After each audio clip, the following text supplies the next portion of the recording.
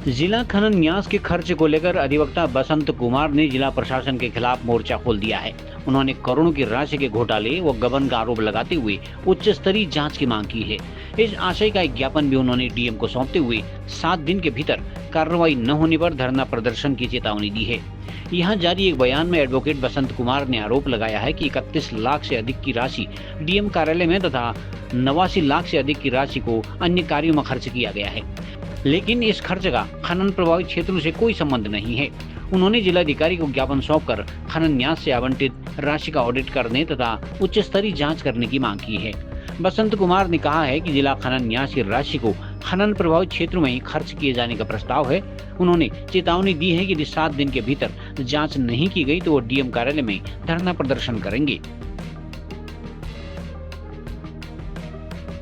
मैं बसंत कुमार एडवोकेट, मैं आज आप लोगों के बीच एक महत्वपूर्ण मुद्दे पर बात करने के लिए उपस्थित हुआ हूं। जैसा कि आपको पता है, हमारे विभिन्न प्रदेशों में, राज्यों में और हमारे जिलों में खनन माइनिंग एक बड़ा सेक्टर है और माइनिंग के कुछ नुकसान हैं और कुछ बेनिफिट्स हैं। और बेनिफिट्स क्या हैं और नुकसान क्या हैं, इन पर भी चर्चा की जाए और इसकी वास्तविकता को लोगों के बीच में लाया जाए। ये मेरा आज के इस वृत्तांत का, इस चर्चा का मुख्य उद्देश्य है। और इस पर बहुत गलतफहमियां हैं और बहुत बड़ा भ्रष्टाचार भी इसके अंदर है और इस भ्रष्टाचार को भी मैं आप लोगों के बीच में लाना चाहता हूं, क्योंकि मैंने पिछले दिनों से इस पे काफ़ी काम किया और काफ़ी चीज़ें मैंने सरकार से मांगी। जो पॉलिसी, नीति, जो लेजिस्लेशन ने बनाया था उसके अंतर्गत होना चाहिए था, उस व्यवस्था से, उस प्रक्रिया से कार्यों को होना चाहिए था, पर जो नहीं हुआ और उससे लोगों का नुकसान हुआ, क्षति हुई, खनन से प्रभावित लोग आज भी त्रस्त हैं। इसलिए साथियों, मैं वो कुछ वृत्तांत, कुछ वास्तविकता आपके बीच में लाना चाहता हूं, क्योंकि बहुत सारे लोग अपने अपने तरीके से माइनिंग को डिफाइन कर देते हैं। लेकिन मैं आपको एक चीज़ बताना चाहता हूं, जब से भारत आज़ाद हुआ है तब से भारत के विभिन्न क्षेत्रों में, विभिन्न राज्यों में खनन व्यवसाय का एक साधन भी है। कोई गांव का आदमी, खनन क्षेत्र का आदमी आज अपनी समस्या लेकर चला जाता है तो खान अधिकारी उसे यह सच्चाई नहीं बताती है।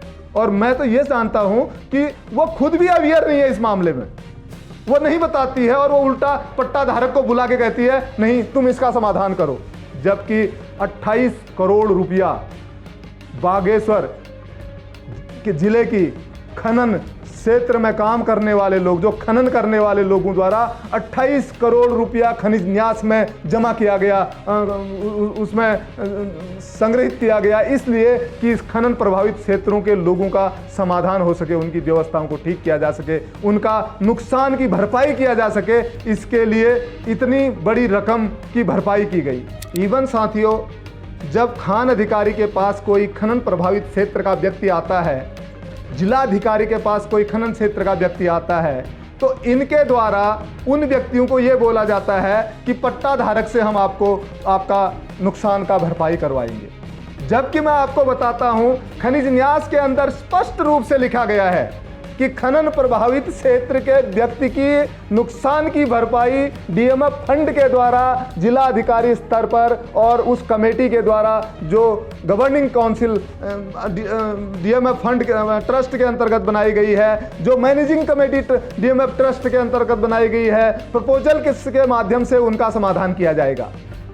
बागेश्वर एक ऐसा जिला है जहां एक रियर मिनरल सॉपस्टोन की माइनिंग होती है और उस माइनिंग से बहुत सारे लोग 2 साल पहले तक बहुत महफूज तरीके से जीवन जी रहे थे, बहुत बेहतर तरीके से अपने को आगे बढ़ा रहे थे, क्योंकि जहां डीएमएफ ट्रस्ट के अंतर्गत सरकार अपनी जिम्मेदारी नहीं निभाती है, उसके बावजूद पट्टा धारक उस जिम्मेदारी को निभाने का काम करते हैं, तब जाके वो क्षेत्र जो है अभी व्यवस्थित पड़े हुए हैं। बागेश्वर जिले की संभ्रांत जनता से अनुरोध करना चाहता हूं कि इस कल्याणकारी आंदोलन में, इस जो पब्लिक वेलफेयर का जो पैसा इतना जो है इनके द्वारा बर्बाद किया गया है, अगर ये सही नहीं करते हैं तो इस आंदोलन में आप मेरा पूरे तरीके से साथ देंगे।